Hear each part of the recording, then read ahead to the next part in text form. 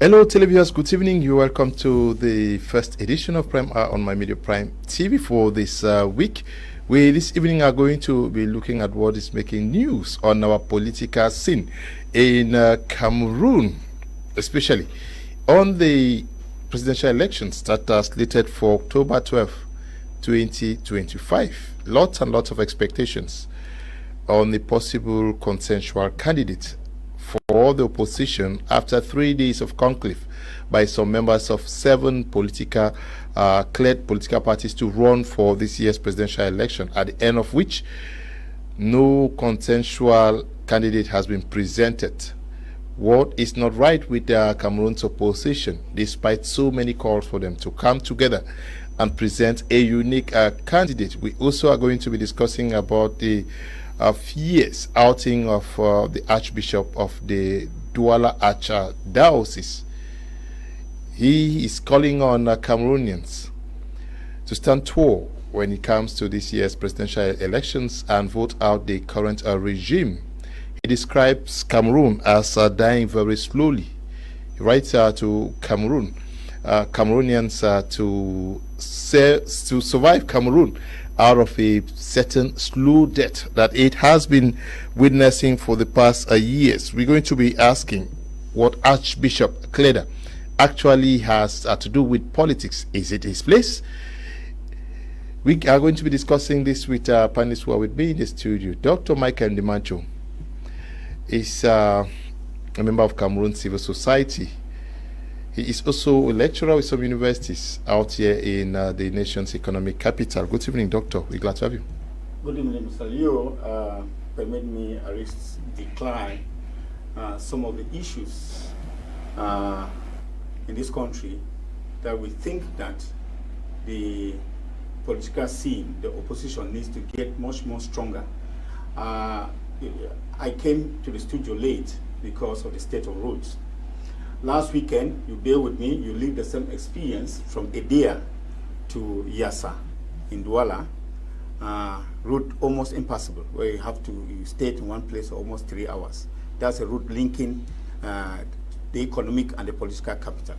I really think that something needs to be done in this country, and that is why all of us are of the opinion that there should be change in Cameroon.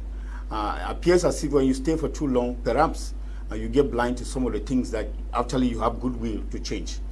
I pray that Cameroonians get much more interested in politics, because the moment you blind yourselves to politics, because politics is about what? It's about change.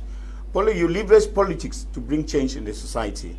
And I really pray that Cameroonians to get much more engaged in politics, especially as it comes to this October 2025. It is incumbent on all of us, all Cameroonians. Nobody should stay indifferent. This is a time that all of us will have to stay together, hope together, and have a change. If not, we'll only have our eyes to cry in the next 7 years. Okay, Mr. Njume Raymond, coming all the way from Limbe, is also part of tonight's edition of the program. Good evening.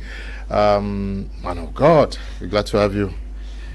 Greetings to you, Mr. Liu, and the great televiewers of Prime Hour. It's always a great delight for me to be on this platform so that we can be able to contribute another block that can help to build a better nation. Okay, Tamai Jarvis is sitting in for our STF panelist tonight. Is here to come. Good evening, Ta. We're glad to have you. Good evening, Mr. Kum. Good evening to those who are watching us from different parts of the world, especially to those in my village way and those in Moya and the political stakeholders. It is going to be very interesting from now to the days, from now to right up to 12th of October. I think many people are going to make their choice candidate known. However, we must understand one thing, that regardless of the outcome, let us be civil, for Cameroon will remain Cameroon, and we all pass away. Konde Etongo is also part of tonight's edition of the program. He is a militant of the PCRN, Honorable Cabral-led movement. We're glad to have you. Thank you, dear panelists. Good day to everyone. Good day to your millions of viewers. Good day, well, good evening to all the bike riders with waist pain due to the bad conditions of the roads, and all the Cameroonians who are ready with their voters card maybe to make a change, like what the Samuel Kleda is calling. We We hope our humble contribution will help Cameroonians really have a focus due to this 12 October presidential election to really make a change in Cameroon.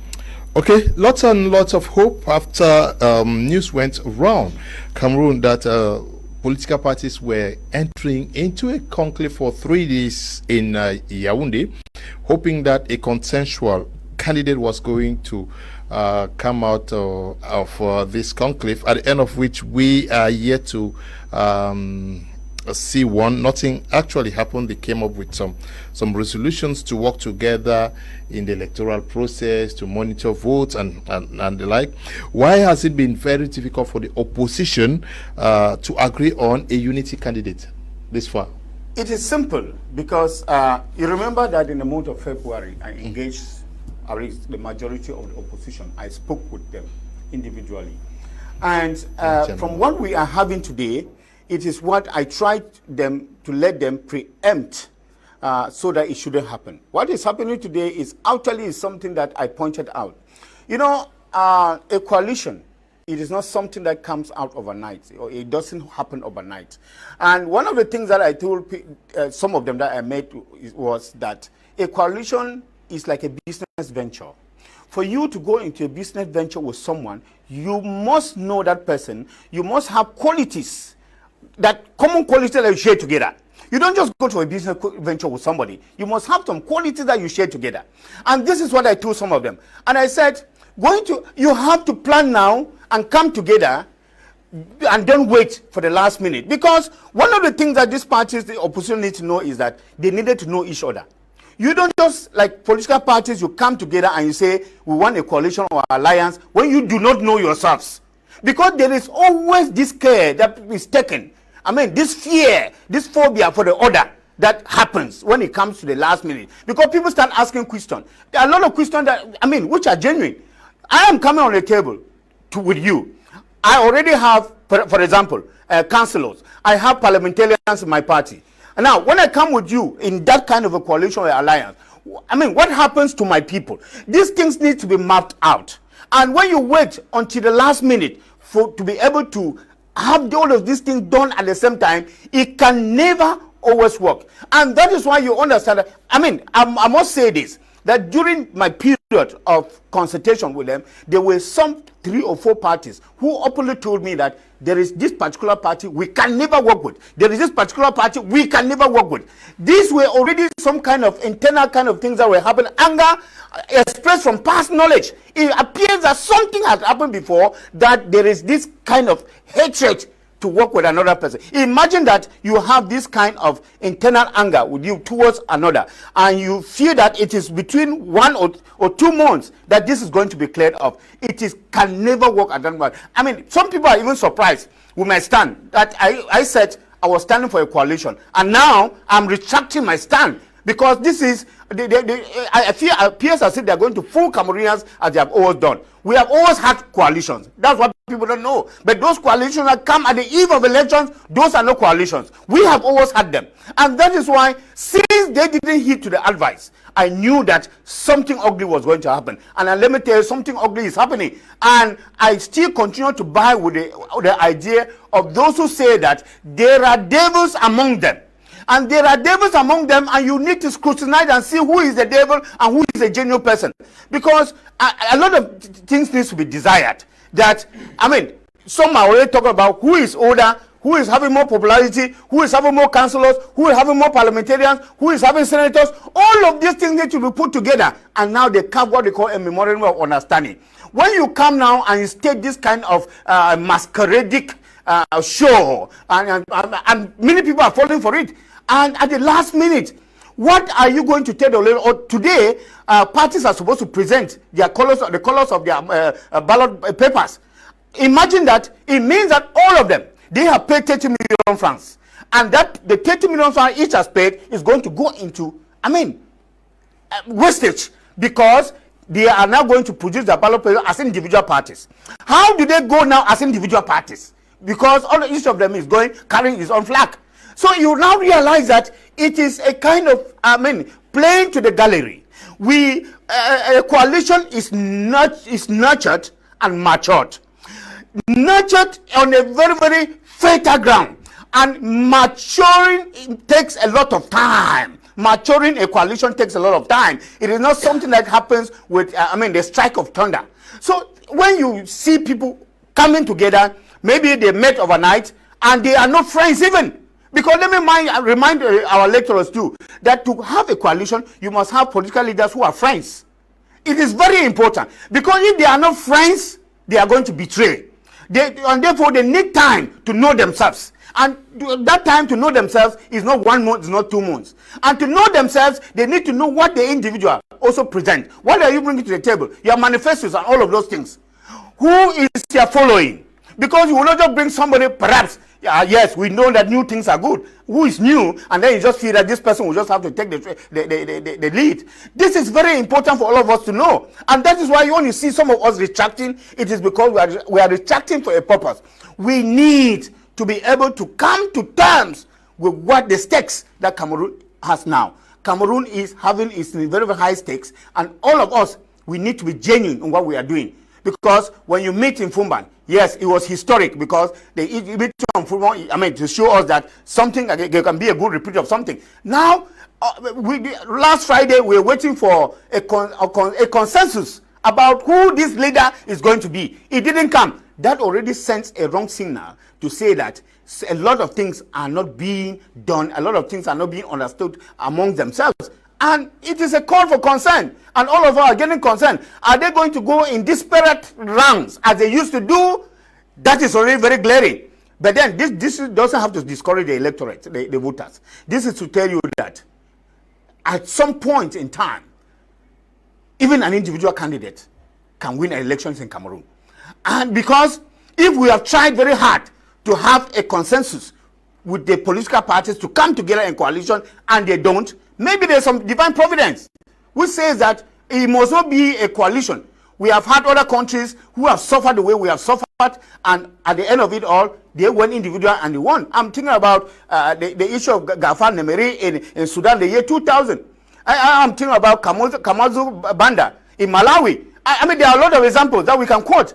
But then, to say that we should be discouraged, it is something I will never say. It is to say that we need, because change this time around is very, very incumbent on all of us, because we need a change. I think the electorate to stand up tall, and decide. Now, are you surprised that till now there is no unity candidate, despite all the calls from Cameroonians, at least for the past 2 years? You see, Mr. Liu, you don't prepare a coalition at the eve of elections. Okay. You monitor the political landscape across the world. You must have taken note that Nigeria is preparing for their presidential elections in 2 years' time, and there is already a coalition on ground to be able to see how they could ascertain the objective of being able to topple over the incumbent president. Now, somebody said in English, failing to plan is planning to fail. And when we look at the political landscape of this country and look at the different political actors, talking about the leaders of the various political parties, I have an impression that it is either last year that they knew that there will be presidential elections in Cameroon, vis-a-vis the current stakes and the situation analysis that we currently find on the ground.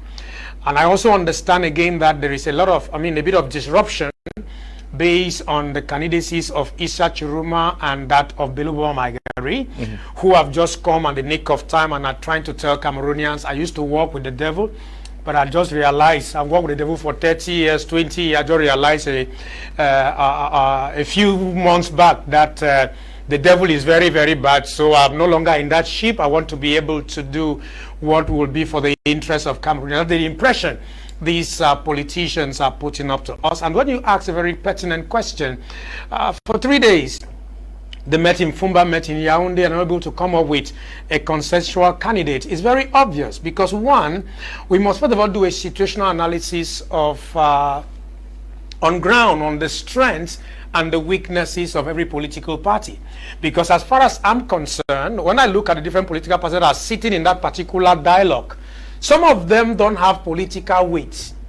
So now you are coming on board to form a coalition with which support. I remember one of the presidential candidates who made us to laugh greatly said he had discovered that his own vision is like that of President Pobia, and he has taken all his 10,000 votes and is giving us support to President Pobia. It simply tells you, Mr. Leo, the challenge we have in this country where people are still selfish, people are still egocentric, and they still believe in me, myself, and I, and feel that, oh, they can do the magic.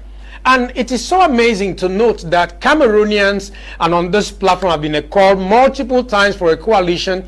I believe I spoke to a couple of the presidential candidates, and some of them told me it is we, the media, that is peddling the narrative of a coalition, because if the rules were very, very clear, defeating the incumbent on a transparent election is not an issue, so we should stop peddling the other, oh, we need a coalition. And why are Cameroonians asking for a coalition? Because they are those who are going to vote, and they are very much aware that if they vote the opposition parties in dispersed ranks automatically, it's going to be very, very difficult for them to beat the incumbent. Now, Mr. Leo, let's look at the demographics of the Electoral College.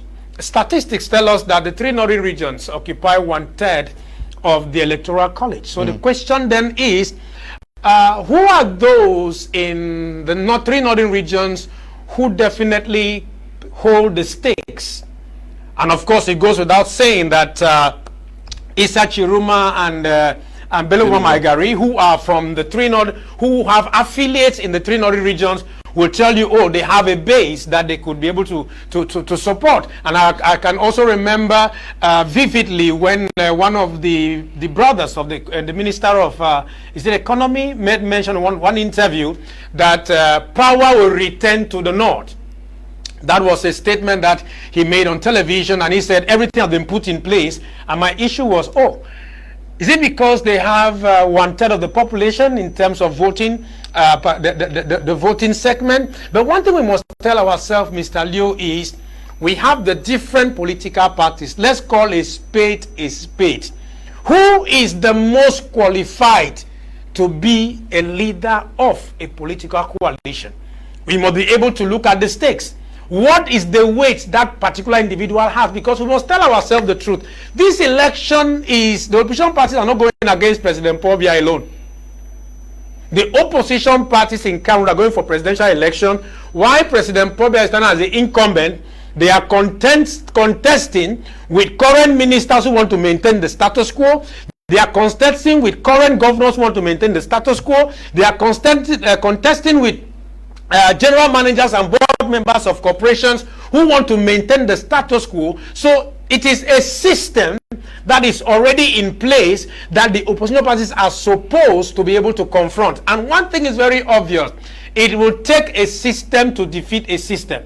So when the opposition refuses to come together and work in tandem to be able to see that they are common, in fact, they are not enemies to one another. They have one person or one system that is their focus, which is the ruling party that they are supposed to beat. And then they come in a meeting and they are still in dispersed ranks. One thing is obvious, Mr. Leo. I remember a scripture, a scenario in the Bible about the Tower of Babel. As far as that particular scenario is concerned, God said, these guys are united, and because they are united, there is nothing that could stop them, and was able to bring division among them so they cannot be able to go on with their evil agenda. It is very obvious, even as Amos 3:3 says, two cannot work together unless they agree. The first thing you want to ask the political parties is, do you agree that your common enemy is, or your common opponent, not enemy, your common opponent is the incumbent? If you agree, yes, what are you bringing on board to be able to see that the incumbent is defeated? And if right now we are still having the issue of division among the various political parties, because as far as my assessment is that you have two groups of coalition. You have the younger generation, you have the older generation also having their own clique. And so I'm trying to simply say it's going to be very worrisome if the opposition does not adhere to the call of the Cameroonian people and decide that they're going to work in dispersed and automatically we have 7 more years to be with the regime. I want us somebody to clarify on this. Good evening, Mr. Kun. Please ask Dr. Dimancho if his suggestion is that there should be nothing like a coalition. How would they have gone into a coalition before Elekam and Constitutional Council verdicts? You know how destabilizing the regime is. If this came up before now, is he not discouraging what many Cameroonians are clamoring for? Please, let's stop confusing Cameroonians. He's saying so because the opposition parties actually met in Fumban. They met for 3 days in Yaoundé, at the end of which there is still no consensual candidate. They did not agree on anything substantial. But do you agree with him or her that there was no need to create a coalition before going to Elekam and the Constitutional Council? No, I don't agree. A coalition is not something that you get up and build for 6 months, especially for a presidential election, for a system that has been there for 43 years. And let me just take us in retrospect in the same Africa that we are. When we look at what is happening currently in Kenya, they are scheduling a presidential election in 2027. But it is as though the election is taking place in 2026. Opposition parties have started mobilizing, coming together to see how they can work together. It is during this period where you can know who can betray you and you form a veritable force and you share one common vision. You don't just get up to say, the common ideology that Cameroonians are saying is that no, the regime is mischievous. If they announce a coalition, they will puncture it. Puncture what and why? And it means that you don't know the essence of being an opposition party. If you say they'll puncture, who will puncture it? It means that you yourself, you are not even ready. Because if you are ready, nobody can puncture it. Let me give a clear example that we keep saying that they'll puncture. When is it that the government did not know that these people will go and submit their candidacies? Can something hide from the government? The government has intelligent information everywhere. The government know the course you make. If they want to know the course you make, they will know. If they want to know the people you visit, they will know. So there is nothing strange or nothing hidden where if they want to puncture it or puncture it. Do you think that the government was not aware that Chuma was going to resign? Do you think that they were not aware from intelligent information that Bello was going to resign? Were they not aware that they were going to table their candidacy? When people are saying that no, they will puncture what? It means that our opposition parties in Cameroon are not matured enough to become opposition parties. If you have that kind of reasoning, that's why we are saying that as opposition parties, this coalition was supposed to have been done beforehand. Look, let's go back in retrospect in this same Cameroon, the Union for Change. Was the coalition? Did they build a coalition 3 months to the election in 1992? It wasn't. It wasn't 3 months to the election. It was something that they have been working upon. If you talk to Yondon Black, he will tell you. If you talk to Mr. Juken Chaman, he will tell you. 1990. They started since 1990. It's not something that they just got up in the eve of the election and said that, okay, was this not the same region? Why did the same region not puncture it at the nick of time when they had the Union for Change? What I'm saying in essence is that we Cameroonians, regardless of our political party, like today, Mr. Jume left Boya, Limbe. The traffic on the road, did it segregate a political party? No. In it, he had CBDM member. In it, he had PCRN. In it, he had SDF. In it, he had even people who said nothing will happen. That is the language we are all united. We are all united by bad roads. We are all united by bad economy. We are all united by electricity. Now, if we share this one common vision, we cannot come together and work and look at where we agree more and where we don't agree more. And even look at the same thing, Nigeria, like he said, is going for election in 2027. There's an ADC coalition which is ongoing now. This coalition, they are holding talks back to back. It is 2027, no? So do you think that Buhari don't want to puncture this coalition? If you have the people's interests at heart, if you have clear manifesto, you live to your manifesto, nobody can influence you except you are an egoistic and a personalistic person. There is the concept I have developed that personalism and patriotism, there's a fine line. Personalism is the ability where you put up a public show that you are fighting for the general interest, of which you are fighting for your personal pocket. Whereas patriotism is that show that you put fighting for the general interest, regardless of where you stand. And as of now, most of these guys are personalistic. Okay. Konde Ungu, you are the militant of the PCRN. You are not CPRN. Party for National Reconciliation. Yes, you are not part of the conclave. Yeah. Yeah. Why? We were not part of the conclave not because we were not supposed to be there. Actually, as an opposition party, we were supposed to be there. But we need to bring ourselves back to history to understand. I agree with what Doctor said. Doctor rightly said that a coalition is not all about just meeting yourselves a day and agreeing what you have to do, you know. Even between a marriage of two couples, you need to understand yourself. You need to bring things together. And we already understand that even with what happened in the 1990s, the opposition parties coming together to vote to take the candidacy of Nijon Frunzi, it was a very good coalition. But what we see now today is that the proliferation of political party and what the government has been doing. Remember what happened with the ATP and all the alliances, pre-electoral moments. Things happen which we understand that the government never wanted us to coalesce. So I want to make us to understand that the Cameroon's Party for National Reconciliation and Honorable Kabara Libya has always wished for this type of conclave, as we call it. And in 2018, we remember what happened. He called for a primaries. What was the real reason of the primaries? Is what, just like what Doctor said, is to come together, bring out your terms, bring out your possibilities. As he rightly said, there are some candidates who are very old. There are some candidates that they have a dynamic followers, and maybe they want a federalism with 2 states. They want a federalism with 10 states. And the Cameroon's Party for National Reconciliation is considering a federalism with 30 states, just like what is happening in other nations.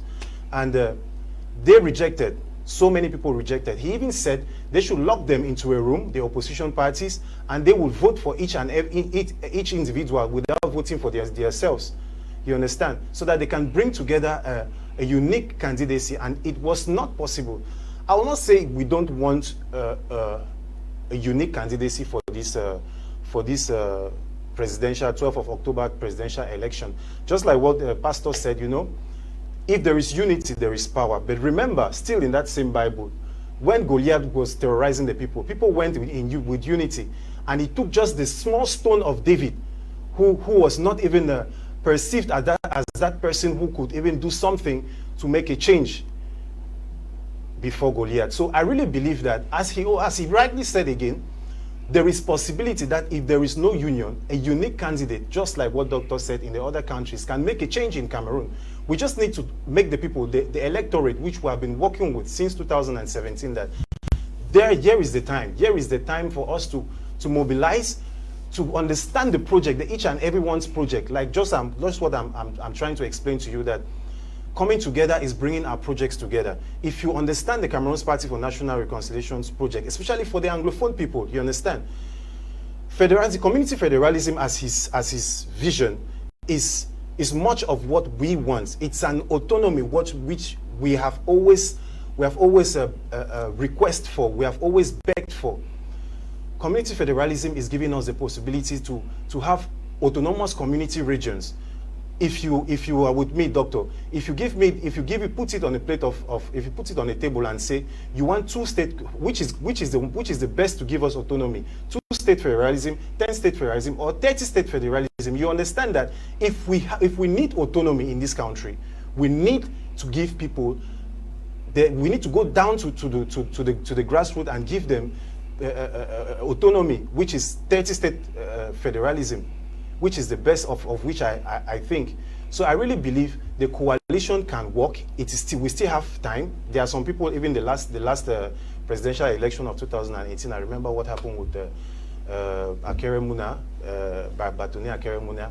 I'm sure it was at the verge that he declined, and his 30 million could not be reimbursed, and all the rest. We still have time.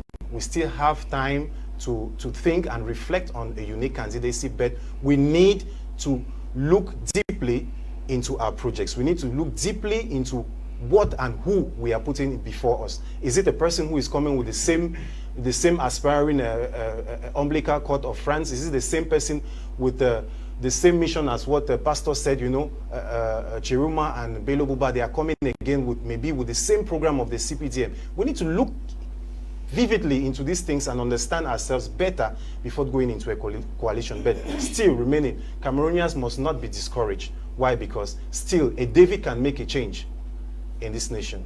Okay, Cameroonians should not be discouraged. Do you understand that that is also where the problem is? Many persons rush into this coalition issue already setting boundaries without keeping the floor flat for everybody to come into the house, the doors open on the same wavelength, everybody comes, and then they decide on how to move forward.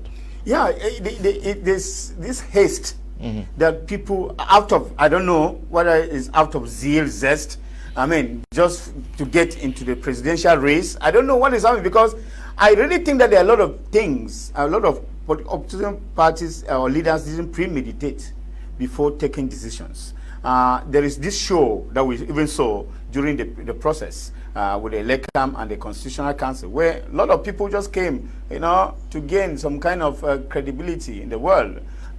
Some came to make some buzz, Well, I mean, we listen to some people the way they talk. And of course, there is a winner in this thing. One Besimping, who of course was now got that visibility and was invited by the Minister of Public Service, and further he went to the Minister of Finance. I saw him, he was being given a car, and I mean the car was CA, and I was asking myself, what CA was that? Finance today. Voila, of course. I saw him when he was welcomed back to his village. I mean, like the whole village came out back to welcome him. Yeah, instead of president. So you now see why some people went there. It was not for a collective good, but it was much more for individualistic kind of, aspirations. That said, let me, first of all, with your permission, go back to the person who asked a question about whether we don't think that the government can track people if the coalition comes earlier.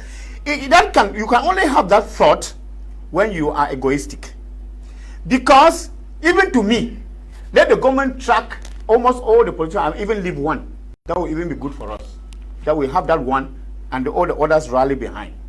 But we have a situation in Cameroon where all the opposition leaders, they want to be president. That is where the stalemate here. Let people know the stalemate is because they are arguing who is going to be the president. This is where the problem is.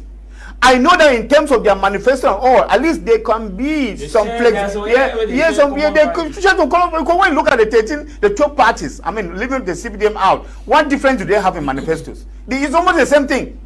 Apart from the fact that there's that federalism community that the president is talking about, but of course it is still going back to the grassroots, because most manifestos that you look at, exactly, most manifestos that you have, they are people centered. Those manifestos look at the grassroots. It's just that the way in which that is going to be lived is what brings the difference. But it is the same thing, and they can easily modify it. But what I'm saying is that most of their problems come from the fact that each and every person wants to be the president, and which is wrong. Yes, and that is why people will spend 3, 4, 5 days, and they will not come with any conclusion. And I'm saying that in a country like Cameroon, we were supposed to be very, very selfless, knowing the suffering that we have gone through.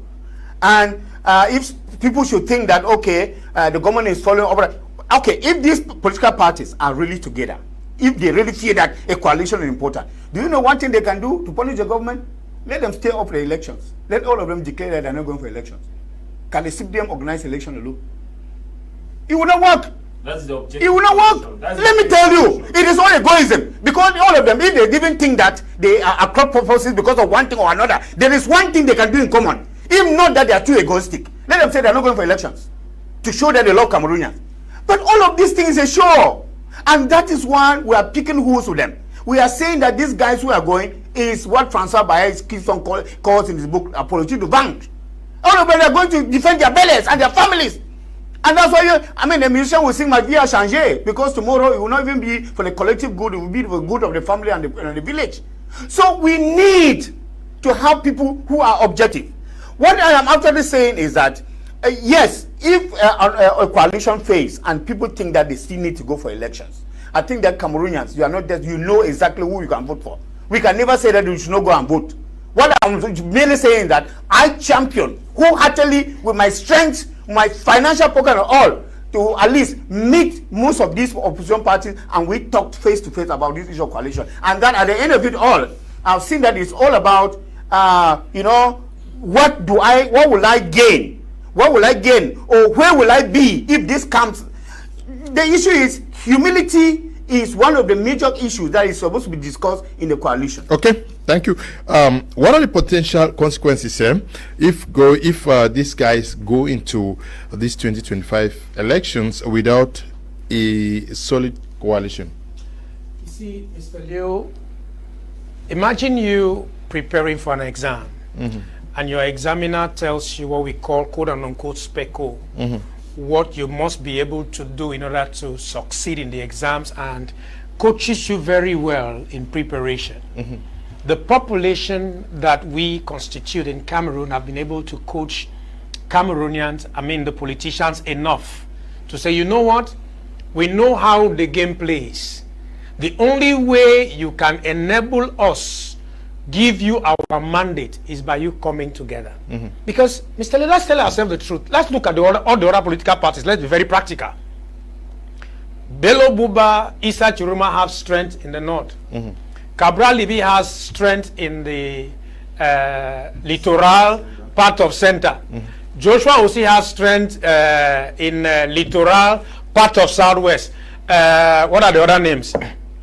They have segments of strength distributed nationwide. You cannot win the presidency of Cameroon with regional popularity. It doesn't go.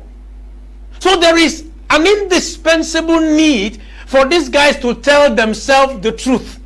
Because until we tell ourselves the truth, that see, okay, I have strength in the north, you have strength in the south, you have strength in the center, you have strength in the west. Let us mutualize our effort and do the needful. If these guys don't get that done, and the government plays on it very well, they know very much well that if these guys don't get onto a mutual effort, they will be able to disperse their energy. Because, Mr. Leo, must tell ourselves, whatever you focus on magnifies. If these politicians decide to say they give us one candidate, we'll now have a plethora of different ballot papers to want to choose from. We will say, okay, everybody is supporting candidate A or candidate B. So if this guy say, no, I can go solo, will you be able to deploy polling agents in all of the national territory? The answer in the affirmative is no. You just mentioned during the introductory remarks that they were talking about how they are going to do representation in terms of electoral, in terms of the polling units. The question is, with whose money? With whose money? With which human resource? We must be very, very practical, Mr. Leo. These particular elections in 2025, as I say it all the time, if you put 2 plus 0 plus 2 plus 5, it gives you 9. And I tell people Cameroon is pregnant, and whether we like it or not, we're going to give birth as far as these elections are concerned. So when you ask, what are the consequences? The consequences are very simple.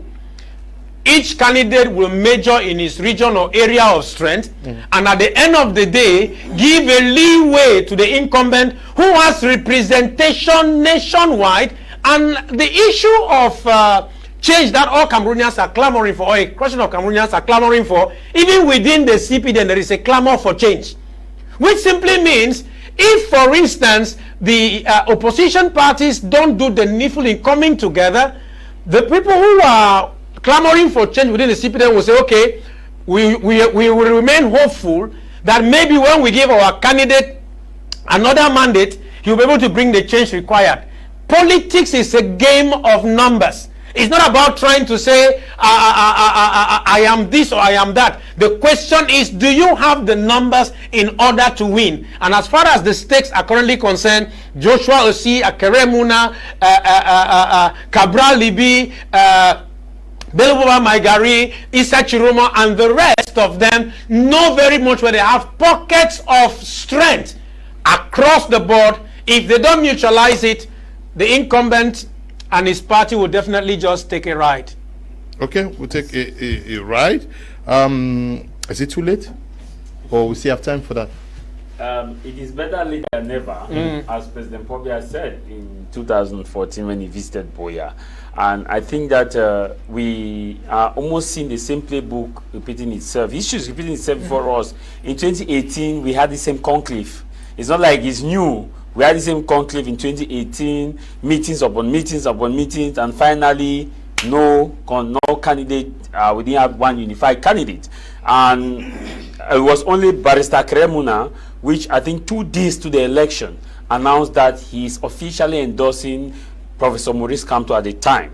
And that did not that actually also affected the election, because people still went and voted for him. How do you go back to these villages and tell people that don't pick this ballot? Because people already, before the information, it takes time for the information to go. And that's why we are saying that if this coalition comes even at the nick of time, before the campaign starts, it will also be beneficial, because they will have time to go around villages now with this particular voting material that, okay, it is this one, not me, is this one, that man way hand they so punai, that one way fire they so punai, because the people in the rural areas, whether we like it or not, are the people who actually turn out en masse to vote, because they don't have a lot of distraction. Unlike the people in town that have a lot of distraction, that before they want to know 6 p.m. has passed, you are replying to an email, you are watching a program, you are doing this. The man in the village knows that, hey, now election time, bam, they are ready, they are active. And to be very honest and fair with you, if we don't have a strong coalition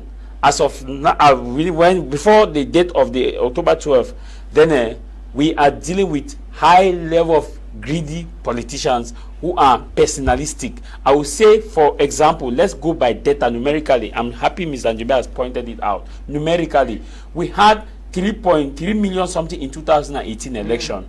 And of the 3 million, majority of those who voted for the CPDM based on brother or sister or cousin. CPDM has a very strong coalition. The coalition is in 3 facets. One, it is with opposition parties who join the majority. 2, it is with civil rights groups, people who want to identify themselves. Like there were some elders from the Basaland that went to call themselves the Bombok. The Bombok, and we have been having. Today we had the imams.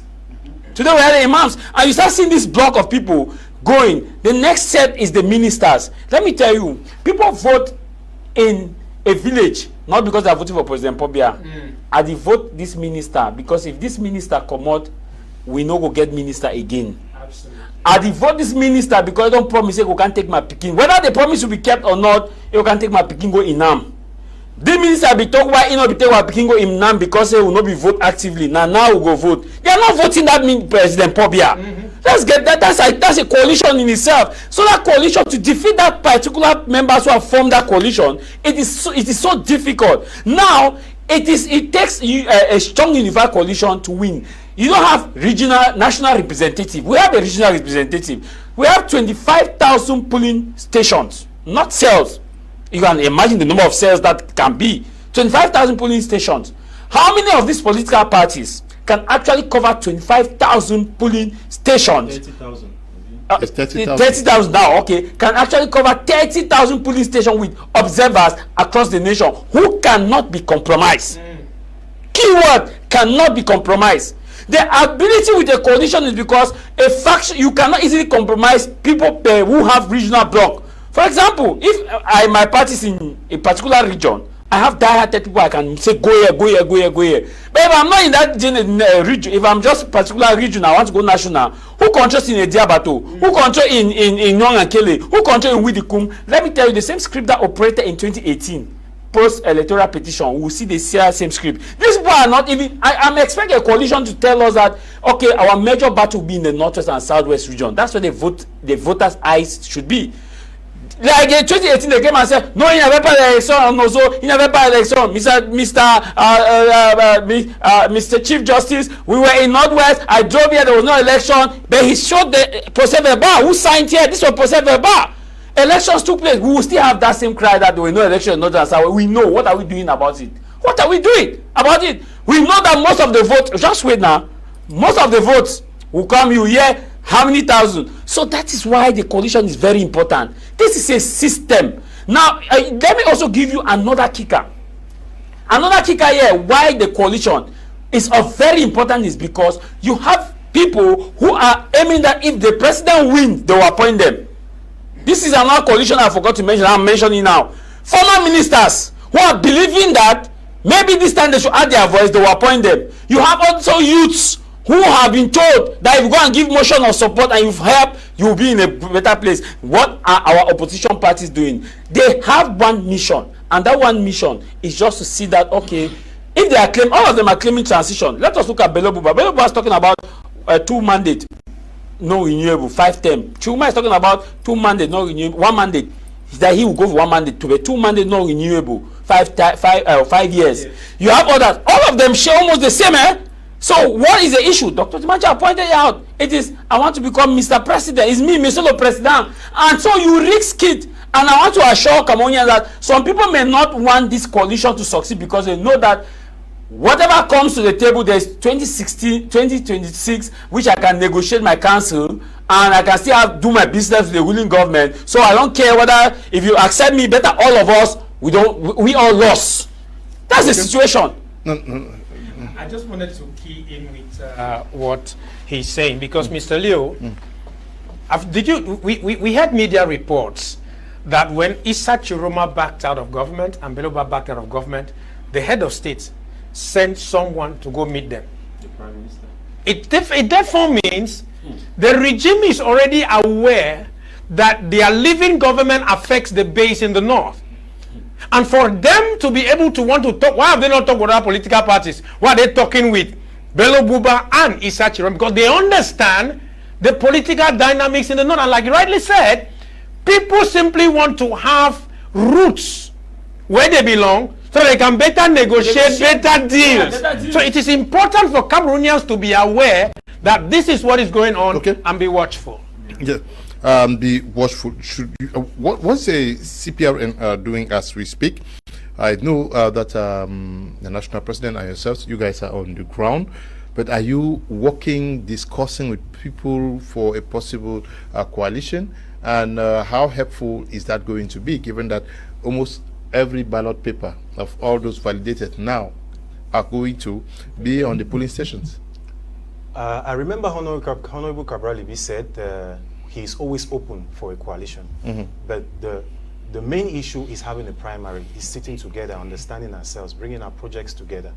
What I want to make us understand is that we give ourselves this notion that without a coalition nothing can happen. Before the coalition, let me explain something to you. I don't know if it's your plan B, but let me explain something to you. We have, before the coalition, we have a problem of electoral code. Is it a problem or it's not a problem? It's a problem. We have a problem of the crisis in the north, who has engulfed the electorates of the SDF, true or false. It's a problem, but we are still going for election. We have 380 polling stations in the southwest. Majority of those are found maybe in the barracks. Majority of those are found maybe in the chiefdoms, like what your leader said. Is it a problem or is not a problem? My leader, I don't belong to any political party. I thought you said SDF. I said he is sitting in for the SDF. Okay. Member so was we supposed have to be all there. these problems together, but we are still going for a conclave. We are still looking for a way to go for elections, whereas it's a problem. So if we cannot sit together, what is our plan B? Because we already had so many problems before going for this plan which we are having for the conclave. So if we cannot go for the conclave, if we cannot agree unanimously to bring a candidate, are we going to sit down and discourage the electorate? No, we are not going to sit down. There is still a plan B. What is the plan B? We have the civil society, we have the journalists. We are supposed to make it clean. You understand? Make a fair game for about those presidential candidates going in for election. Bring out their projects. Organize them to come maybe in a panel and present their projects to you. For the electorates to understand, if in case there is no conclave, who are we going to vote for? Because obviously, as Doctor said, we cannot discourage them to vote. We cannot discourage them to vote.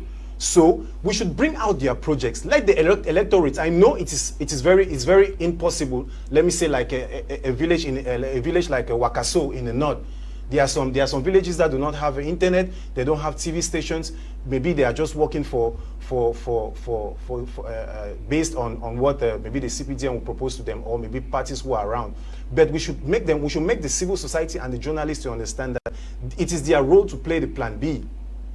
The same as Honorable Cabral, and the Cameroon's Party for National Reconciliation, we are working on Plan B, and we have always worked on a Plan B since 2018 or 2017, while working with the electorates to register them massively on the electoral list. And after 2018, working on having implantations in the hinterland, representations in the hinterland who will stand for us, either municipal or presidential election, to guard this ballot box. We also propose that even if we are not going for a conclave, there is a possibility for us to merge ourselves together, look for these voting points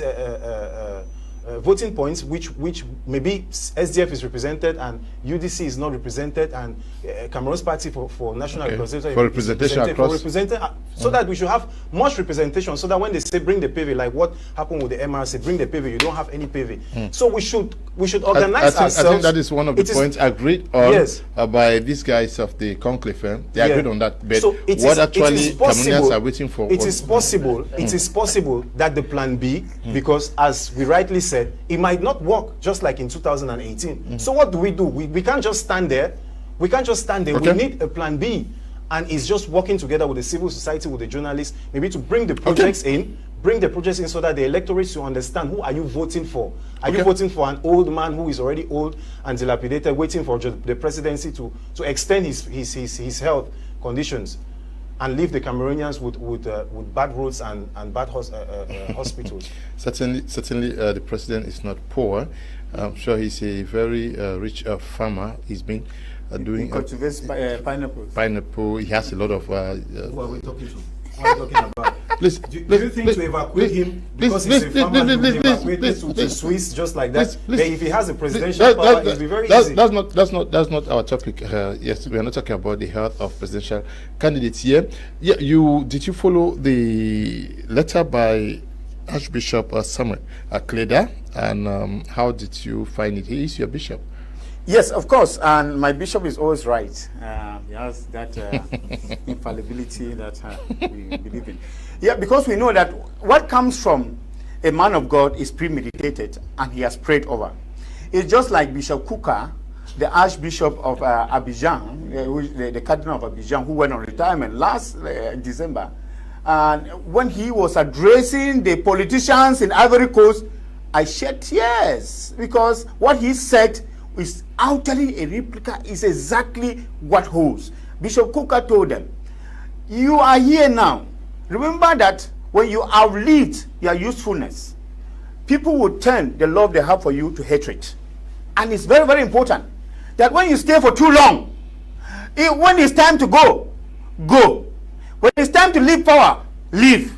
And I think that Monsieur Kleda is in that very step.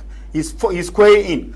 And this is not the first that he made. Remember his preaching on a Christmas Day, this last December, where he gave also an interview to RFI, which was very, very seminal. And in that interview, he was talking about not envisaging the President of the Republic going again for another mandate. For Bishop Kleda, this is something that we shouldn't even imagine. And when he comes back to this letter now actually is like what we call the terminator of all of it all, because he has even mentioned up to the issue of expenditure. And he said, he gave some facts that in 2018 we spent over 50 billion to organize elections, and that this year will be about 65 billion that we are going to spend to organize elections. He has the facts, and he is saying that how can we be organizing election and we already know the winner? Or how can we take some political leaders to be scapegoats, to leverage them in order to win elections? And he is bitter about it. I think that this is what each and every person, whether a good person or a bad person, should say. Because whether you are as bad as one, because let me mind you, even those in government, they know what is right and know what is wrong. It's just that they do the wrong thing. They do what their conscience don't tell them. Yes, because they are constrained to do that. Their constraint comes first from egoism, personal interest that they have, and they are thinking only about their family. And now that thought about the family now drives them crazy. The craziness comes where you amass 50 billion francs that even you have, the next generation will eat and will still be there. That is now where the craziness comes from. The craziness comes from where you are as a minister, and you find in your department everything is going wrong, and you develop that kind of a thick mind that you will not even think about it, because like Ayinkwe Ama would say, chop a chop, country buruk. Now, these are some of the things that we look at that is going on in the government that Monsignor Kleda is trying to talk about. That at one moment, we should be honest. Remember, Monsignor Kleda is talking to his Christians too who are in government. And you know, even the President of the Republic, President is a Christian. I'm not only one who is a Catholic. The President of the Republic is a Catholic. And he is talking to his Christian. And he is saying, if this is actually what the Christians they do, it is wrong. It is good to change. He is not using a cane. It's just, it's just kind of sarcasm that he has used some kind. And you know, sarcasm after he's used in every year. And he is just bitter that in a real country that we say is a Christian country where Catholics count about 65%, we shouldn't see this happening. Because it is the image of the Catholic Church too that we are painting black. So who should else to talk apart from a bishop like that? Who is talking, in a letter that he has written, and that letter written words remain. And we think that anybody who is listening to Monsignor Kleda, be it a Christian or a non-Christian, has to do what we call an examination of conscience. You have to do an examination of conscience and ask yourself whether you are an atheist. Because even who we call atheists, they too have the moral standing on which they do their things. And you know that as an atheist, you know people have to eat. People need justice. People need good roads. People need to be protected. People need good health care. People need education. Even as an atheist, you even don't believe in God. What more? Monsignor Kleda is reminding all of us that there are certain basic things, moral rectitude, that we are forgetting and we are sending to, we are throwing behind us, and those are the things we are supposed to actually support, to kick against.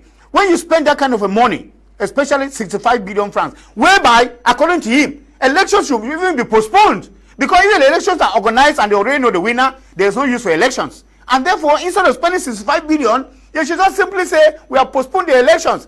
Of course, have we ever held elections on the same date, as expected? So we have to be able to listen to the man of God talking on his high throne, inspired by the Holy Spirit to talk to his people. And I think that it is only those who understand and live in that reign, should be able to understand and take action. How significant is this outing, Raymond Jume? We've heard other bishops here, even him, he has been speaking severally. Does it actually cause an effect or impact at all? Yes, Mr. Liu, when I listened, read through the outing of the bishop, I was like, wow, this is just another episode that has been written to the saints and talking to Cameroonians. It goes to corroborate the outing of the bishops last time about their pastoral letter, indicating that the government in fact, the current government in place have instituted structure, in fact, has implanted structures of sin. Remember, we had a program of that nature to be able to discuss these issues. But you see, Mr. Liu, I've said it on this platform multiple times that ministers of the gospel like the Reverend Bishop should go beyond just words. Because I believe that, like Doctor just mentioned a while ago, most of these state thieves are in our churches. And most of these extortioners are in our churches. So if you as a priest have members in your church who are not who claim to you, in fact, you serve them communion and you acknowledge them being members of your church, and you're seeing what they are doing, which is antithetical to good governance, the Bible gives you an instruction: dismiss them. Dismiss them from church because they are misrepresenting the Jesus they claim to believe in. So the question now is okay, it is preaching that he is preaching, he's preaching or he has preached to us. Will Cameroonians be able to heed to his call? He's asking Cameroonians to wake up and stop the nation from getting to utter destruction. It is a clarion call to let us understand that all is not well. And when the bishop is speaking like he's speaking, I remember another interview which the late Cardinal Toomey had. He said when he was speaking to some of his Christians who are state thieves, he asked them, are you guys who were raised in the church part of the embezzlement scheme? He said, they said, yes, we are, but it's just that with our own case, we don't steal like the others steal, and we feel a bit remorseful when we do it. You see, Mr. Leo, it is very important that when ministers of the gospel talk, they should walk their talk. We are waiting to hear disciplinary measures meted on government officials who are not doing the needful. Because Mr. Leo, you and I are aware. The Bible says when the righteous are in authority, the people rejoice. It therefore means if you tell somebody, I am a Christian, you are not just a Christian by the fact that you are attending either the Catholic Church, the Presbyterian Church, the Baptist Church, Apostolic, Full Gospel, any other ministry. The issue is, do you have godly character? And I believe the Bishop is just trying to tell us that a cross-section of the hypocrites we have in church, who call themselves believers, who work in the public services, are not doing what is needful, and is telling us as Cameroonians, who are the employers, to let us know that coming the 12th of October, we should be able to endeavor that we recruit somebody else who can be able to manage state affairs. But now this is the twist, Mr. Leo. Elections are not just physical. Elections are also spiritual.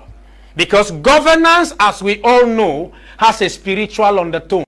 We know princes and, of course, principalities and powers that govern territories. The question I'm asking ministers of the gospel out there is, what are we doing with the spiritual leverage we have in order to be able to contend the darkness and the forces of darkness that are currently in this country? Because the other day, Mr. Leo, I saw a banner over Yaoundé, where Freemasons were having their conclave at the level of the nation's capital. These are issues which we expect our reverend gentlemen to say we can't tolerate some of these excesses. So with the outing of the bishop, I think it's a clarion call for each and every one of us to ask ourselves a question: are we willing to go the same route, or we are willing to make a change? And one thing which is obvious is that I have observed that the regime in place has taken advantage of the poverty situation in this country, you understand, to be able to leverage on many Cameroonians. And that is why some people will like, okay, I'm going to vote, but I have to collect a 10,000 francs,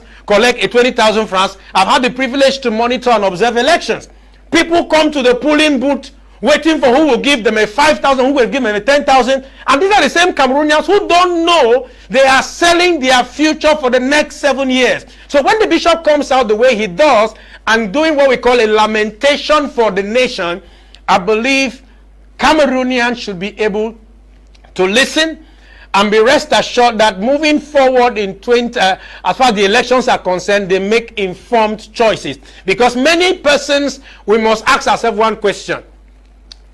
Cameroon is a company, and of course in a few months we're going to be recruiting who will manage Cameroon's company.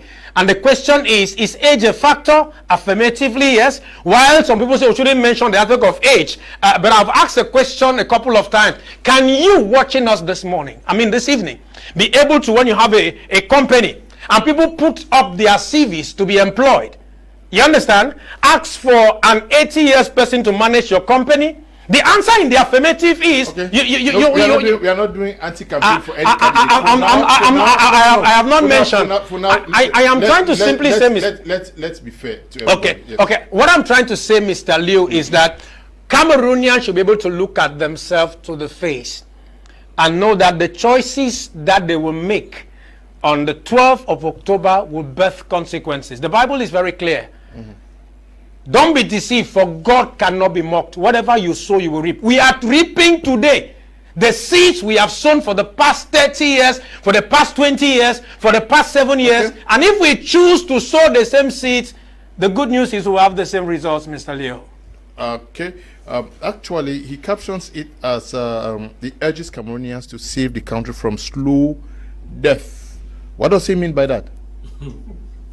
The bishop is not blind to the fact that our economy is going down the drain. Mm-hmm. The bishop is also not blind to the fact that many Cameroonians are giving up, and he's also not blind to the fact that many Cameroonians are dying at the hospitals because they cannot afford for better medical care. Mm. The bishop is also not blind to the fact that the take-home packages of many Cameroonians in the private sector can barely take them halfway home for them to trek conveniently. The bishop is also not blind to the fact that many people miss mass because of bad roads. The bishop is also not blind to the fact that accidents and people are being killed on a regular basis. Even some of the masses that are being celebrated for the death are as a result of bad roads.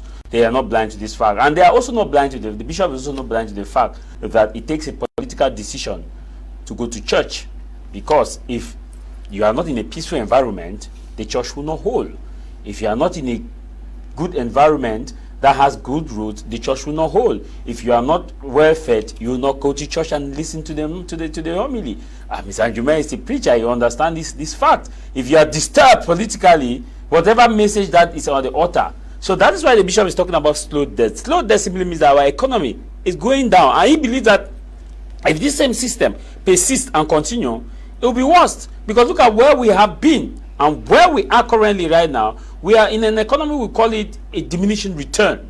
Because if you look at what we can add, the money value has actually dropped. Money value is what money can buy in terms of goods and services. That is, if 1,000 francs can buy a bucket of cocoyam, the value for a bucket of cocoyam of 1,000 francs is a bucket of cocoyam. But now let's ask ourselves the question, can 10,000 actually buy something that he used to buy in the last 7 years? So the money value has dropped. So that's what the bishop is talking about, slow death. And I want to appeal to the consciences of those who are at the altar of God. Because the Bible says in the book of Romans, as quoted by our illustrious minister in Kumba, which reminded me about that verse, I think it's Romans 13, says that all authority on earth is appointed by God. That if a leader, we have a leader today, is because God wants that leader to be. And I want to appeal to our men of God that please, our leaders, whether they are members of the opposition or they are members of the current government, are either in your church. I want to also appeal to those who are the traditionalists. For those who are not part of your church, those who are traditionalists, they are in your church. And today, behold, we saw how the imams came out and say, okay, we are with President Paul Biya. It reminds me of the rectorate we had some last time when we were told that religious people should stay off politics. We're reminded we can still, it's vividly clear. But today we are seeing a religious faction being involved heavily in politics, and that done on question why bishop, that's why the bishop is clear that we hear the Secretary General at the presidency equally received bishops today. we are waiting for the pictures. Yes, I've not seen the confirmation. Yes. But I hear he had a meeting today with the bishops. We are waiting for the pictures. If he has, and if they pledge their 100 support to President Paul Biya, no, maybe to pray. No, I'm saying if. I'm using the word if, because from what we read from the imam is different from the prayer. We were not told that they were prayers. We were told that they were actually giving their support. Now the bishop, Cleda, is not the first time that he has been vocal, and it's not the second time. Remember that even before we had the bishop in Yogwa that talked about the fact that let the better devil, Bishop Cleda had actually made a statement. And there's something about the altar. Bishop Cleda is not talking based on the fact that he is a bishop. He is that personal Christy. He is a person whom in Kali Church we consider that he's sitting in the position of Christ. And if you look at the amount of money that is being spent on this election, and many are still asking the question, is it even necessary? Because we have close to 70 billion that is supposed to be invested in this election. And we know, like my brother of the president said, no one party can win the election. I will say categorically clear that they know that one party cannot win this election. It is clear. Save this video for October when the elections will be declared. That I said, and I'm repeating, that one party can never win presidential election in Cameroon. Looking at this dispensation, we quote example of other nations. There is something that we miss out in element of analysis, which we call the socio-demographic factors. The socio-demographic factor, what makes Cameroonian unique, is that of the fact that we have been so used to suffering that 1,000 francs can corrupt. Remember, the problem is not to deploy 30,000 polling agents. The problem is how to preserve them from being corrupt at the police unit. Remember, because at the Constitutional Council, people were saying that whole process verbal went up and down. They brought process verbal. They asked them, is this not their people who signed here? They could not answer. They signed. So at the end of the day, that's why coalition is better, because you cannot easily bribe all the polling agent, because the coalition agent know the party who goes into coalition know what he will not gain if that coalition does not go through. If the vote is stolen, he knows, he invests. He himself will invest in his constituency to make sure that he protects the vote. And that's why I'm telling Cameroonians. That's why Samuel Kleda is calling on the conscience of yes, but the issue is you cannot rely only on the consciences. You cannot rely only on the consciences. For how many years we have been calling on the consciences of Cameroonians? What happened in 1992? There was a coalition. Yes. Are religious leaders morally obligated to speak out on political issues? Is it their place? I really think practically from 1944, during the creation of the first syndicate in Cameroon, influenced by missionaries, I'm sure Leopold Ojulat, and subsequently, even after independence, we remember there were so many priests who stood behind the Aijo, and subsequently we have had Cardinal Tumi and Samuel Kleda and so many other Catholic priests who have been standing against what is happening in Cameroon. What I really think it's they are in their place. They are rightfully in their place. Why? Because they do not only preach, they govern these people they preach to. They are obliged, just the same like the Muslims. It's a norm for me for you as a priest to meet your congregation and tell them what is right and what is wrong. If we have lived for 43 years and we don't have roots and we don't have light, the bishop is in his place to say, no, enough is enough. Let's vote for change. What I would like to make us understand, and the Cameroonians watching us, is that these people are a part of, these are Cameroonians. These people they will play a very big role even in these coming elections. And just like what is prescribed in the manifesto of Rupture and Development, they are supposed to be the members of the Senate. You know, the advisory council are supposed to be them. That's 40% of them, like what we prescribe in the manifesto of Rupture and Development. So we really believe that they are in their place, and we are not going to die. We are not going to die. Normally, I really understand what the Monsignor Samuel Kleda is trying to give out to the Cameroonians. Is just beckoning on their conscience, just telling them that please, it is time for change. Be you CPDM, be you SDF or UDC or any other political party, or even in the civil society, if you have the obligation to vote and you have your voter's card, check on your conscience. Check on your conscience and go and vote for change. I really believe there is nothing strange about that. An individual candidate can make a change in Cameroon if and only if we can touch the conscience, just like what Monsignor is doing, to touch the conscience of each and every individual. It's not only about the conclave. It's not only about the conclave. So many things can happen. We have heard even the preacher here saying that it is possible.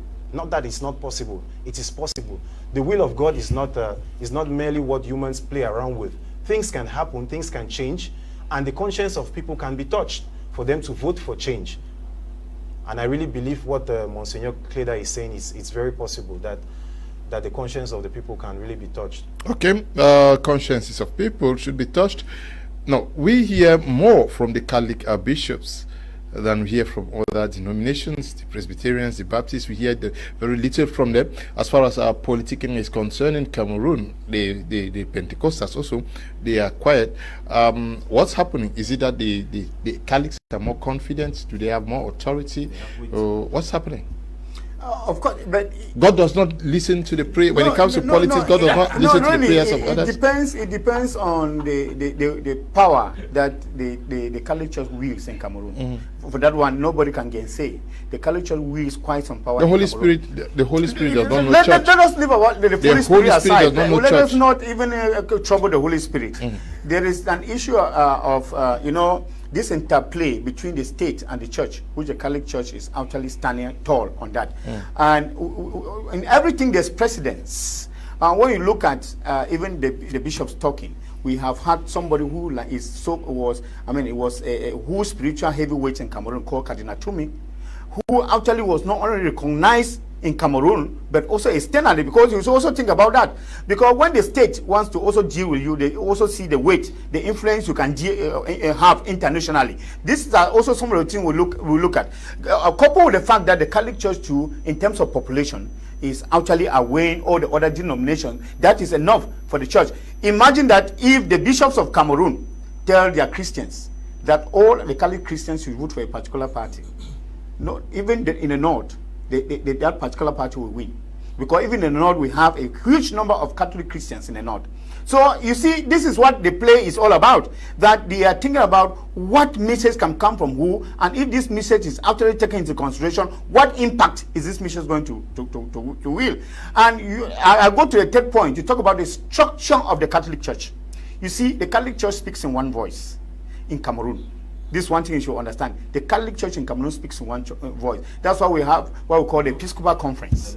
And yes, no, they are. They are. They are, even if they have some few people who just their name to do what they have to do. Because but no. Some few people, but they are there. No, listen, they are not even there. They are not even there. There is what they say, the ex-cathedral talking of the church, of the bishops. When the bishop talks, I mean, on behalf of the church, he has talked, even though the bishop is in charge of his own jurisdiction, or diocese. But then, there is what we call the Episcopal Conference.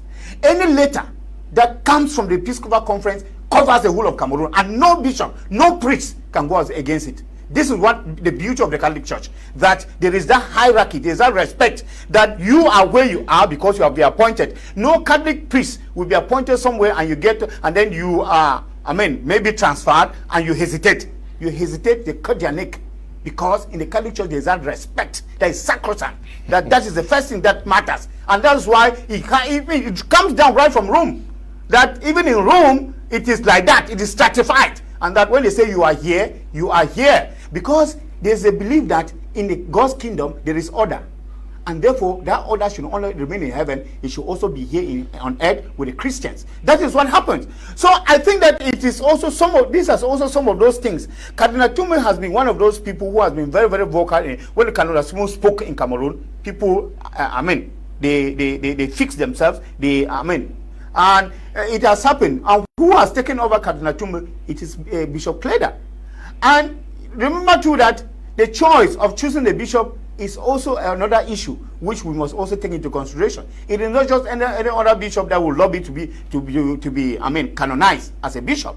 It is, you have been actually studied from all your life. Because let me just give an oversight about the procedure, that each year, each diocese, as a bishop in that diocese, you give a name of a possible bishop. Even if you are newly canonized, even if you will be there for 30, 50 years, each year you propose somebody who will be, if you are not there, he will be there. Because of the character of the person. And you do it spiritually and selflessly without any interest in it. So the Catholic Church has been vocal, and because they live with the people. They live with the people. When you look at the setting in Cameroon, the demography in Cameroon, you realize that not only is the Catholic Church Christians overflowing and abnormal, the Catholic Church is almost implanted in all the little villages that we have in Cameroon. This is one thing that other churches do not have. You go to some villages, you don't find some churches. Even the main churches, I would say Presbyterian Baptist, there are some villages where they are not. But in no village in Cameroon would you go. Anybody can make his own research. In no village in Cameroon will you go and don't see the Catholic Church. No, there are many villages. No, there are not. They may not be a parish as you see, but there is an outstation. Yes. Let me tell you, I'm telling because I'm from the day. Because I also have a village now. Yeah. I don't have a Catholic church in my village. Where even if there is no Catholic church around your quarter, the Catholic church should be an outstation. Yes, they should be. I'm telling you, I'm not saying I'm denigrating other churches. What I'm saying is just objective. Because this is what it has been. I'm not saying because I'm a Catholic. Because this is one thing, one of the things that even I myself sometimes, you know that when the Catholic Church arrived, like in Cameroon, one of the things that they had to do was to get a lot of places. Okay, away from that. I was going to land because I asked the question. We are talking about the bishop and his outing. Yes. No, the bishop cannot talk alone. The bishop talks to the church because he represents the church. And I'm saying that the bishop is talking because he represents all the small Christians of the day. This is where I'm landing. I'm accumulating to say that is why the bishop has his strength. The strength is not the bishop. The bishop thinks about the suffering of the people in those small villages, where the priest lives, where the catechist lives, where those Christians live. And if the bishop does not talk in favor of those villages, it means that what? The people are going to turn against the bishop to say the bishop is not representing them. This is just what I'm trying to explain to say. It's not as if I'm garnishing the bishop with anything. I am saying that any tree that is strong, that is tall, and that stands still is supported by the many roots that are on the ground. And if the Catholic Church is speaking, it because it is supported by the many roots that they have in terms of the Christians in the village. Okay. Yes. Yes, Mr. Liu. The Catholic Church is predominantly speaking because the Catholic Church is a country. It's a government. We are all aware that the Catholic Church has an ambassador sent to Cameroon by the Holy See. And so when the bishops are talking, they are talking on two ranks. They are talking both as the priests and they are talking as kings, representing the Catholic Church across the board. It is very important when you ask why are the Presbyterians, the Baptists, and the Pentecostals not talking. It's maybe because a couple of persons are they praying in their houses? No, the truth of the matter is, there is this philosophy of John the Baptist that when John the Baptist confronted Herod and told Herod that you are a sinner because you have taken your brother's wife, you understand, Herod arrested John the Baptist, and then later on his head was chopped off. So some preachers are, even though they boast of having eternal life in Christ Jesus, are afraid to lose temporal life. You get it? So many people are afraid of their life because to them, you don't talk against a state institution. But I want to make a little correction here, okay. Mr. Leo. Number one, when the Bible says all authority is of God, he's not talking about those in authority.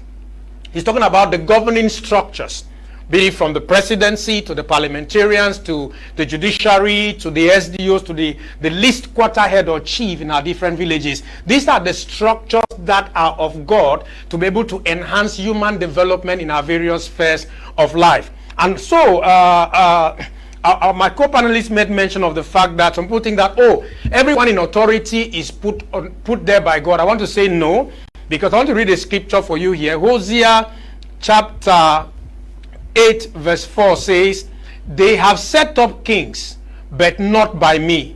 They have made princes, and I knew it not. Of their silver and their gold have they made them idols, that they may be cut off. That is what I want to say this evening, that people have become presidents that God does not know. People have become mayors that God does not know.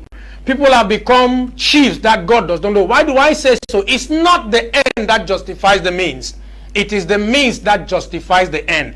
Therefore, if you rig elections and you become a mayor, as far as the scriptures are concerned, you are a mayor for the devil and not a mayor authorized by God. Why? Because the Bible says when the righteous are in authority, the righteous are those that choose to abide by the rule of law and those that are governed by the fear of God. So since we are in an elective season, it is very important that if we want to vote individuals into power, the first criteria should be those that first of all have the fear of God, because somebody said when you educate individuals without a fear of God, you have just simply educated intelligent devils, and we continue to have them across the board. I'm therefore trying to say, for those who are ministers of the gospel across the board, the Bible says the earth is the Lord's and the fullness thereof, and they that dwell in it. Those who make political decisions in this country and across the board affect us in the churches. So don't shy away, because God himself is the number one politician, but he's not involved in party politics. Why? Because God is in charge of governance. God is in charge of how people are administered. He's interested in the well-being of people. So men and women of God, educate your parishioners, educate your Christians to get involved in the political life of the nation. Because I said it the other day that if I were a reverend father and apostle, I will tell my Christians, if you're coming for the next communion service and you don't have your voter's card, I will not give you communion. Why? You must be interested in the well-being of your nation. You must be engaged as a nation builder, because one thing is obvious: you are in the world but not of the world, and have a responsibility to endeavor that the environment you find yourself is governed by godly values. Yes, at this level, do we expect to hear more from the clergy? What about the civil society? You have been talking about them this far. What role should they also join in doing now? I think the civil society should mobilize in terms of how they are going to help the opposition parties to monitor the election. and the civil society also should have a meeting to educate the voters on what they need to do during the election period, and how they need to know who is a genuine candidate or not. Because as we are moving towards this period, the next phase will be campaigns, and you will hear people will tell you how there will be a seaport in areas that have no river. You hear how they will tell you that they will build the roads in areas or skyscrapers in volcanic soil. And so the civil society in Cameroon has a lot to play. First of all, need to educate the voters on the location of the polling stations. If you ask how many polling stations and send units and we have, most of the civil society have not given that data out. They were supposed to actually be giving out that data, and to also give us the data on the biggest voting block so far, because we still has to work on the last. Yeah, but even if Eleka has to work, they too also have to go take from the last election, the data of last election. We have the data of the last election, like what I'm saying. In the a political party. Yeah. In Southwest, we still have 300. Yeah, a political party. You have, because you should have, because a political party. I'm talking about civil society. You are into an election, so if you don't have, then if it's a problem, you should have. I'm just trying to explain to you that the data is known. Yes, what I'm saying is that it's known, but we are not. Civil society gradually they have taken stand in political parties. They are politicking. If you look at this election, this period, this 2025, it has opened our eyes of most. How do you explain the fact that you see civil society, someone that owns a civil society organization, openly campaigning for a party, a candidate, and telling you that no, it is not my organization? How do you distinguish between wine? I mean, a juice that has been mixed with water. How do you separate that? Our civil societies, for now, have one objective. The following objective: number one, educate the voters. Number two, educate community leaders. Number three, maybe we should begin by citing the real civil society. No, I'm just giving. I don't for now. They know themselves whether they are real or they are not real. They know themselves because they have been limited in sharing rice, and that's why we know them, sharing rice and soap and the rest. Now, the next issue, they should hold meetings with stakeholders, election stakeholders. You see this issue of coalition, the civil society has failed because they were supposed to be the mediators. Yeah. About this issue of coalition. They were supposed to be the one. We have seen in Nigeria, in the last election, 2022 presidential election, the civil society played a key role.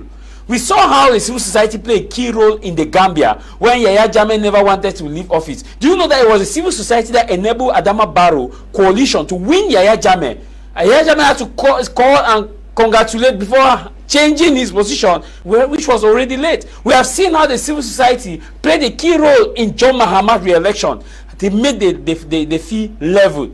Instead, our civil society, they are not the ones calling for effective coalition. It is the masses that are talking for coalition. The civil society is actually quiet. And now that beats my imagination. I ask myself, do we have political civil society, or we have our civil society? If it was crisis, like Anglophone crisis, they would have gone there to share Maggie, because they know that their sponsors will give them money to go and share Maggie. They come and snap it and say, oh, we have shared Maggie. I'm not saying they are not doing their job. They are doing their job in one way or another. But in this period, they were supposed to be the referee. In fact, I expected to see civil society come together and grant a press conference about the state of Cameroon's democracy and looking at the electoral process.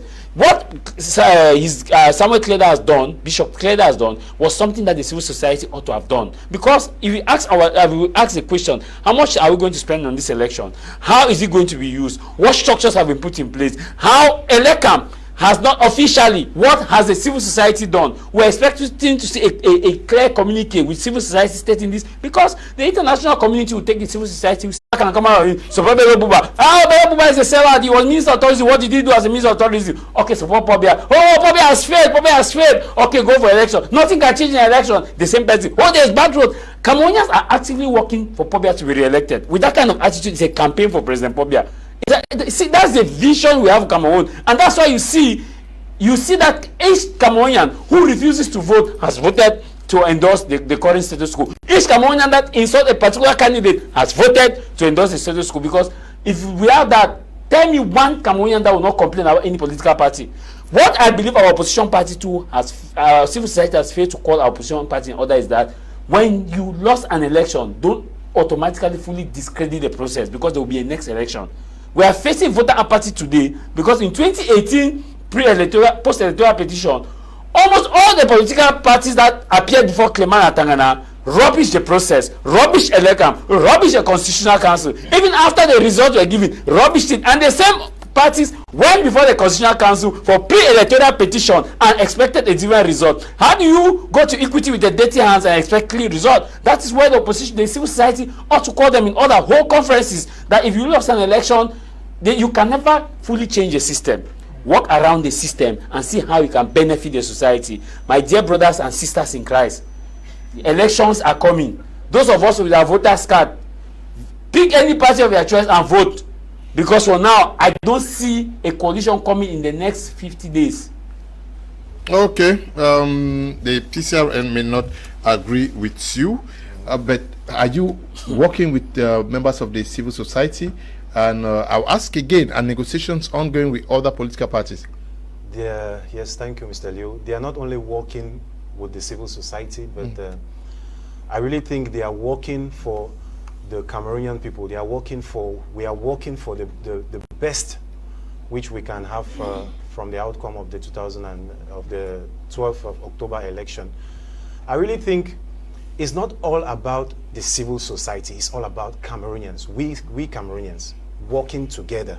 Why? Because the same job the civil society will do is the same job the electorate, any electorate or any Njangi group or any Cameroonian based anywhere maybe in the diaspora can do, just to influence the people, just to bring facts about political parties, to bring facts about what is happening in the nation, just like what Samuel Kleda just did, to tell the people that please go out and vote for change.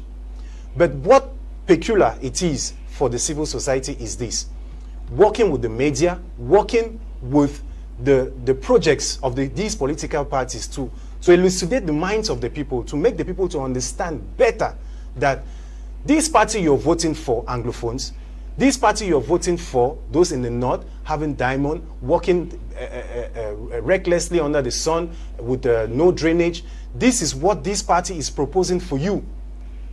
I think best that the civil society has much power. Maybe, as he rightly said, that they will be recognized internationally, maybe after post-electoral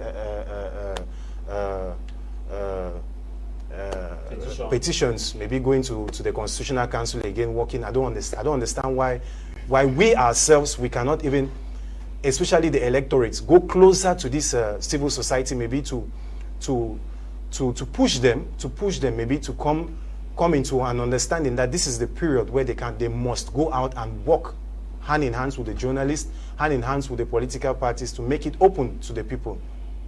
If there is any query, I really think it's in the part of the regime in place. Why? Because they have worked so much maybe to keep this civil society down. They have worked so much maybe to keep the fear be still in these people, maybe to influence them even financially, as what he rightly said, that most of them maybe they are working for their pockets. But I really believe that we are supposed to take everything into our hands. We are supposed to understand ourselves. We are supposed to go closer to these political parties, even individually, and understand their project and their plan for us, so that we will vote the best choice in this 12th in this upcoming presidential election. Okay, we are supposed to vote the best in the coming presidential elections. If you have one word for the coalition, as Cameroonians see hope, that think something good can come out of them, what is that? Well, as I said, even though I'm bitter because they skipped stages and they crossed the bridge before they even reached there. But I will still think that, as I said, elections Cameroonians should go to the polls. There is one thing they can do, because I know that at the end of it all, what happens, if they are really committed, parties, or if they have agreed on a single candidate, the other parties may do them endorsement, may say, I've given my vote to this, I've given my vote to this might give it. This can influence also the process, where the other 11 parties agree on one, and they all join, and they announce on a press conference to say that they have all weighed in, giving their weight to the particular party. But which, of course, I think that is going to be difficult, because this dissemination of information also is a problem that we will have. But one thing I will say as a message of hope is that I started by quoting countries like Sudan, Malawi, and all of those that have had even much more autocratic government, and a single candidate at the end wins. We should understand that sometimes things turn out for dictators in the way that they do not even understand. I believe very much that sometimes there are some mistakes that they make that are very, very fundamental that cause even their reign. And if we take this into consideration, we can believe that even a single candidate at this point in time, if the Cameroonians decide, because the question is for Cameroonians to decide, the electorate to decide. Because even a coalition, it is still the electorate to decide on whether to woot the coalition or not. So it is not all dependent on the coalition. It is dependent on the Cameroonian people. And if they see that the coalition has failed, I still think that they could decide from their own consciences without thinking about the distraction that we had in 2018. Tribal politics, Sadina, Tontina, and all of those. Because these are some of the things that distracted people in 2018. If we can waive those things and ask Cameroonians, like Bishop Cleda has said, that we have to use our consciences and say that we have borne so much for so long a time. We remember what happened to Rosa Parks and the blacks in America in 1962, when Rosa Parks had to make this statement, refused to give her seat to a white, and pronouncing this word of anger, the words of anger, that we have borne so much for so long a time, there is need for a change. Cameroonians can take that decision and be able to choose who they think is the right person. Remember that in 1992, we started with a chunk of parties. The main principal parties were NUDP, the SDF, that were combating the CPDM before the other satellite parties, few of them who came. And it grew up, like that in 1997, things, it started taking steam. And many people started coming in out of, the juice that flowed from the presidential race, and not because they wanted it.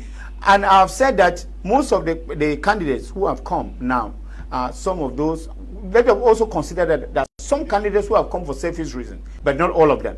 But then we know those we can trust. We know those who have betrayed before. And I really ask myself that in politics, if you betray at one moment, you come to ask for forgiveness, that forgiveness should be given. Because in politics, I know that forgiveness is very difficult, especially when it comes to you luring people who have suffered for so long. We know those who are genuine. We know those who are coming because they just want to play to the gallery. But my message of hope is for those who have been working very hard. The problem is because sometimes we only look at individuals. We do not look at the party per se. An individual may come and he wants to play on the high horse. But let us look at how tall the party has stood in the past. And I think that if we look at these parties and dissect them, we will at least see some parties that we can trust. Okay. Yes, one last word to the opposition as Cameroonians still hope that they get together to produce a unique candidate.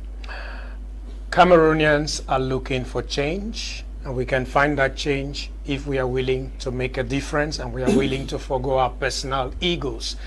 Mr. Leo, it's very important for us to tell ourselves the truth. If we look at some of the outings of some of the members of the regime recently criticizing their fellow peers, it simply tells you there is a hunger for change even within the CPDM party. And the question that is begging for answers is, if we cannot find change within the opposition, can we find change within the ruling CPDM party? One thing which is very obvious is that we are mandated to make a choice because choices make or give room for consequences. Therefore, as we are trying to get ourselves ready to recruit the next employee who will man the company Cameroon, the question is, are you well informed about the projects that these individuals have? I know we have trust issues because we cannot trust people based on promises they have made. We can only trust them based on the track record of what they have done in the past. This is our country. None of us applied to be born in Cameroon. God, by his sovereignty, decided that you and myself and those of us on this platform will be born in Cameroon. And he sent us in Cameroon to make a difference. This particular here, choose the right candidate, and at the end of the day, we'll be able to decide the future of the country for the next 7 years. Don't forget, if you choose wrongly, the consequences will be wrong. If you choose rightly, the consequences will be right. And my encouragement to you is, make the right choice to give Cameroonians a bright future. Okay. Be brief, please. I want to say that nobody's begging. I'm not begging anybody to go and vote. Okay. It's all of us. If you vote, it means you want change. If you don't vote, you still all of us will be in the same position. Nobody. Let's not come and be begging people. If you want to vote, if you want to form a coalition, you form it. If you don't want to form it, leave it. But one thing I'm sure is that there will be municipal election, and Cameroonians will infer from this election and know what the municipal election will go. My advice to Cameroonians conclusively is that stay out of trouble. Say no to violence. If it doesn't favor you this time, there's next election. You go for next election. We are young, we are active. There's hope. For what we saw within this presidential deposition of candidacy, we have seen younger candidates coming up. It means that 2032 will be a match. Whether we like it or not, 2032 will be a match. So why are you stressing yourself? Don't bother. And you have more people who are old areas show up in 2032. Yes, because you One thing will come up. Okay. Yeah. Yes, for a last word, I really want to appreciate especially those who have their voters card, and I want to call for those who are still waiting to go and check their names on the electoral list to check if their names are really there. And I want to encourage the civil society and all Cameroonians everywhere you are, north, south, that it is possible for us to make change through the ballot box. It is very possible. It is very possible because all of the 8 million registered on the electoral list are humans. We know there are fictive or maybe younger people who have been registered on the list, but it is possible for us to get into those ballot box, into those polling stations and vote the right choice, even if you are from CPDM or any other political party, to get the right choice. As Pastor said, the best thing is to get closer to the projects, get closer to the societal projects of each and everyone, and see, look keenly into these projects and the aspiring political leaders who are going in for elections. You know, get into their projects and get closer to them, understand them through the media, and make the right choice. I really believe that Cameroonians will be free this coming 12th October, and I really pray that each and everyone should make a right choice.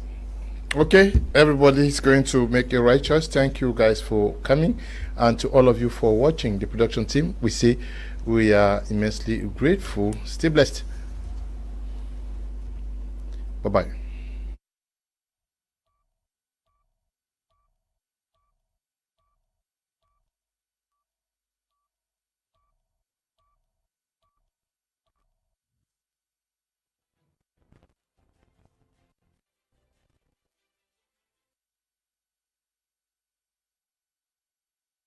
To